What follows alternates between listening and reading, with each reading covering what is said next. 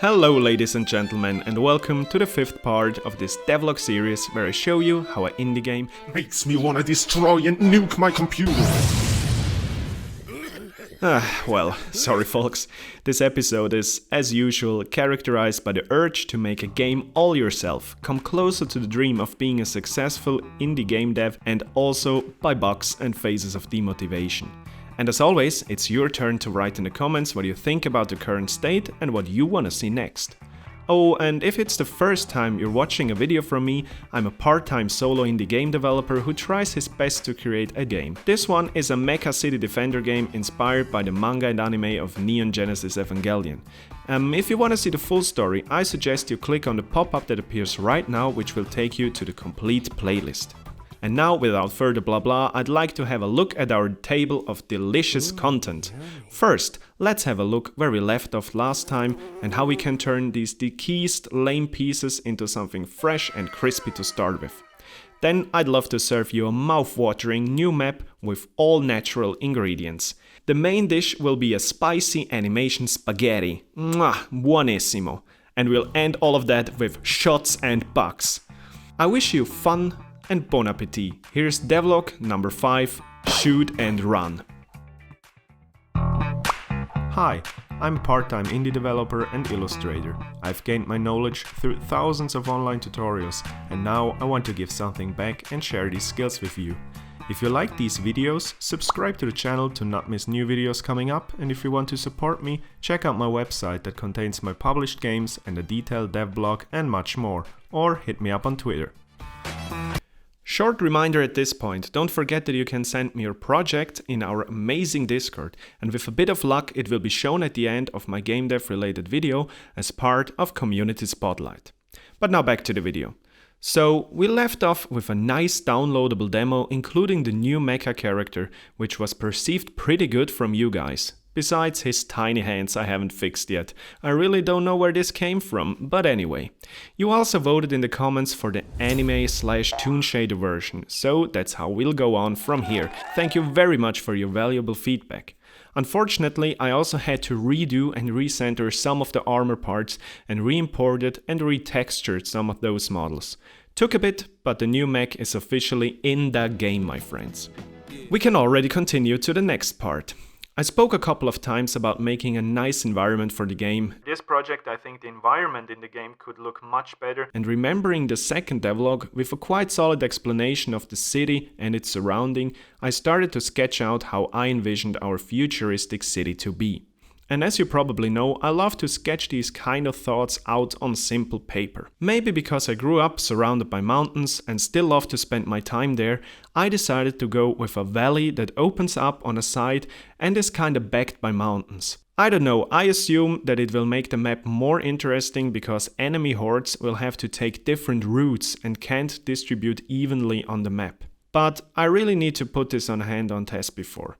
Instead of spending too much time on a map made completely from scratch, and because I suck in sculpting terrains, I decided to use a real-world height map.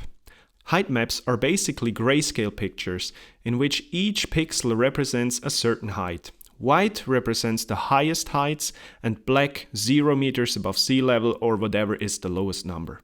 To get such a height map from real-life geodata, you could use terrain.party. By the time I was needing it the most, the page was down for whatever reason, or at least I wasn't able to download any files. Because of that, I used some other free online service, took a screenshot and edited the image of the selected area. The first of you who can guess the location where this image is from will get a promo code for my free mobile game Country Ball Potato Mayam. If you like Country Balls and Battle Royale games, this might be a cool game for you. Each download is a huge support for all of my game dev content and this channel, so why don't give it a try? The pop-up will take you to the download links. To import and edit the terrain, I downloaded Unity's Terrain Tools over the package manager and started to create a map from the height map data and painted the texture. The terrain tool helps you even to make terrain chunks on the fly. That way you can, for example, spawn terrain that's close to the player on runtime while you unload the chunks that are anyway too far away to be noticed. A great way to keep the game performant even in larger open worlds. I wrote an article about that technique while I was working my master thesis 2 years ago on my devlog on my website. While the world started to get into shape, I completely lost mine. I started to go running, cycling with my dad, and exercise multiple times per week. I must say I feel better, and even game dev is more fun if you take time to ease in your mind with some physical activities. And of course, eat healthier. Speaking of which, during the work on the map, the most important ingredient seemed to be missing. The player. For obvious reasons, I created a test scene environment for the mech, which at this state was nothing more than a model with a working I said working movement controller. So I started bringing all animations from the previous mech version over to the new one that uses Unity's great new input system. This brings up the next dish. If you want to make games that are playable with different controller input, for example keyboard, gamepad, I highly suggest you take advantage of the new input system. Just mind that some assets need to be converted before they can actually work with it. Many of you also suggested to change the movement of the mech a bit. When we have a look at this scene from the movie Pacific Rim, thanks for the reference guys, you can see that Gypsy Danger, the mech, is not very agile in its movement. Slowing down or delaying the movement of the limbs gives a better impression of the huge size of those mechs. Accelerate slowly at the beginning and decelerate sluggishly at the end already helps a bit about the feeling. Although I think I can't really judge this without having a real environment as a reference for the movement. Another method that could have been a way to tackle animations is so-called motion matching. With this technique, it's possible to predict where the player will be in the next frame, and based on that prediction, the algorithm picks an animation from a huge list of animations that matches the motion. I tried to literally get it running by using an open source motion matching asset from GitHub. The docs were written in Polish, so I first spent a weekend on translating the whole documentation into English and German.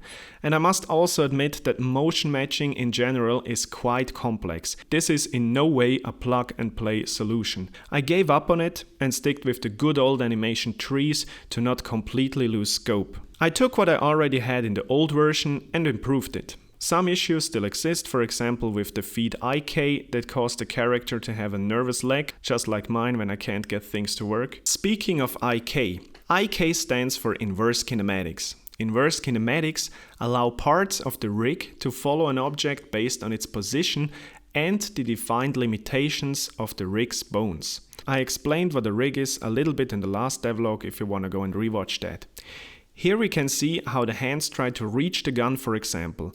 By the way, shoutouts to the guy who made this free gun model that I use. I just couldn't take my stick gun very serious anymore. Unity also offers a so-called rig builder, which you can use to handle a lot of your IKs and animations. When it came to the shooting mechanic, we all know from the previous mech version, I decided to redo it completely as it was a true dependency hell. As I'm using the rig builder component and it's magic now, there's really no need to do it by code any longer, so let's get rid of it. The biggest issue came up when I wanted to switch between the orbiting camera and let's call the other one the third-person aiming camera. I use Unity's Cinemachine component, which is great but gave me true headaches. Either the camera went completely crazy or the aiming would just constantly align with the animation sway, which made it super annoying to aim at a certain point on screen. After days of nonsense programming to fix it, I figured out that it was my object's hierarchy that messed with the whole camera thing. And after restructuring the mech and completely detach animations from the rest of the object parenting, it worked out. A big help here was Unity's own Cinemachine tutorial that you can find on YouTube. Now, as your stomach cries out for more hardcore stuff, here are shots. Shots, shots, shots! To make it easier to aim, I quickly created a nice, not so nice crosshair with a barely noticeable animation. The bullets additionally trigger a fire effect, leave a trace and create impact holes. Cool, isn't it? If you want to create this yourself, I can highly recommend you have a look at Kiwi Coder's tutorial series about creating a third-person shooter, because a lot of what I'm going to show you now is based on his awesome teaching. The shooting mechanic evolved by adding things like bullet drop over time. I also created 3 different weapon types, which I'm going to remodel and replace, but for demonstration purposes, here is the blue default assault rifle. It has a little bullet drop effect for far distances, the laser gun, aka a green assault rifle, and the grenade launcher. You may also have noticed the camera shaking whenever the mech pulls the trigger. I think it feels hella cool, although it's pretty basic. Same with the draw animation, which are by the way all based on IKs. You can see how the 2 weapon types get drawn and the hands fit their grip's position.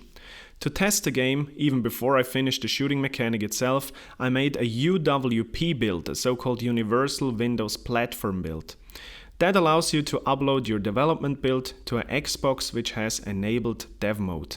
Playing this early stage prototype on your TV running quite well on the Xbox One S was a nice little achievement. And okay, before we have a look at our new status quo, let's enjoy the dark side of game dev a little. Here's today's Bugs Party.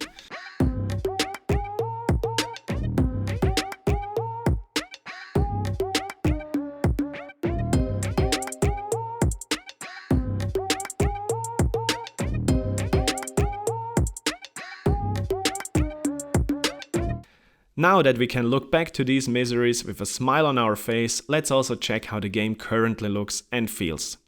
So we have the new character that is able to shoot around in a test scene. For a snappier feeling, I removed the combat state completely that you might remember from the old version and made it transition directly into gunfight mode. For future improvements, I'm thinking of adding a second weapon like a sword that can be switched. That way we're not limited to guns and other just distant combat weapons. Okay, that's it so far for the game. Let me know what you think in the comments, and now let's hop over to today's community spotlight. Today with Chillin Games. Chillin Games is making good progress with his post-apocalyptic turn-based game project. The pixel style of the game and the 2.5D transition caught my attention. And every time I watch a new episode, I see new exciting stuff worked into the game. He explains what he does in an entertaining way and lets you feel his passion for the game he's making. So why not leave a sub at his channel and encourage him on his indie game journey? Alright my friends, until I cleaned up this mess, I wish you a very nice day. I hope you pop by when the next devlog will be published. Hit like and subscribe to not miss any new uploads if you like this video, and as always, let me know your questions or thoughts in the comments. Have a beautiful time, see you next time. Cheers everyone.